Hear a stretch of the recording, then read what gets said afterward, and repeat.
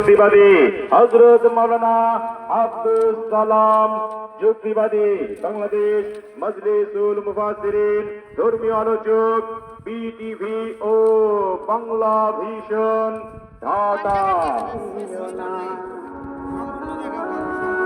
তাফসীরুল কুরআন মাহফিলে তৃতীয় বক্তা বিশিষ্ট ইসলামী চিন্তাবিদ ও তরুণ তেজস্বী বক্তা হযরত মাওলানা আবু হুরায়রা, হযরত মাওলানা আবু হুরায়রা, পরিচালক ইসলামী সাংস্কৃতিক সংসদ ও সদস্য বাংলাদেশ মজলিসুল মুফাসসিরিন পরিষদ। মাহফিলে সভাপতিত্ব করবেন আলহাজ মোহাম্মদ মিজানুর রহমান, বিশিষ্ট ব্যবসায়ী ও সমাজসেবক।